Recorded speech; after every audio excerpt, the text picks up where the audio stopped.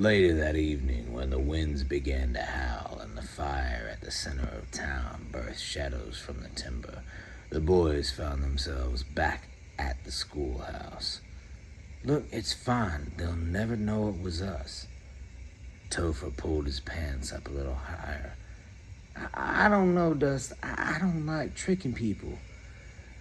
"Don't think of it as tricking her. We're just having some fun. What's the worst she can do? Turn us into worms? Well, I got news, dingus. Worms don't have ears. We could skip the whole sermon tomorrow just eating dirt and being happy." Topher held out his tongue. "Gross. I hate dirt." Dusty grabbed him by the wrist. "Shh, get down. You hear that?" He strained his ears in the darkened classroom, and a muffled cry crawled out from under the door to the basement. No? What was it?" Topher asked, tearing his forearm out of his brother's grip. Dusty thumped him on the back of the ear. "I think someone's hurt down there. Let's check out the basement. Grab that willow bark paste and the dandelion root from the pantry." "What?" Topher said, a little too loud. Dusty clasped his hand over his mouth. "Quietly, please." Topher wrenched one of his brother's fingers away from his lips.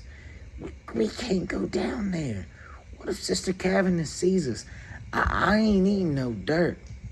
Dusty scoffed and moved to the pantry himself. It sounded like a kid. Come on, I can't hear all of this." A new sound scuttled from under the door. The regular thumping of someone climbing the stairs from the basement. The doors burst open just as they took cover behind some boxes of drying herbs.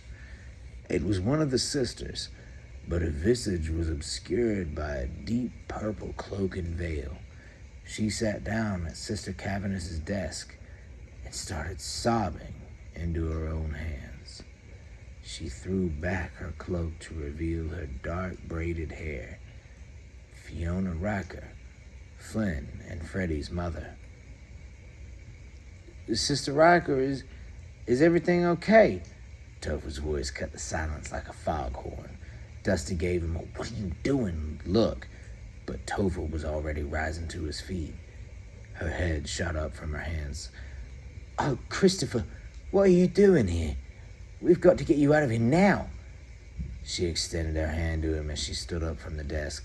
"Now, young man, you can't be here." Dusty poked his head up from behind a box of drying ginkgo root. "Someone hurt down there. I thought I heard somebody cry for help. Was it you?" "You boys need to get out of here this instant."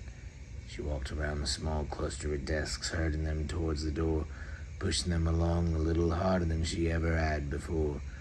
She reached for the door handle but yelped as it was simultaneously opened from the other side.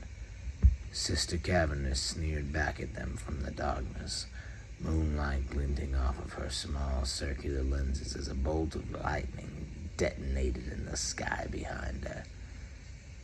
"Why don't we take a walk downstairs instead?"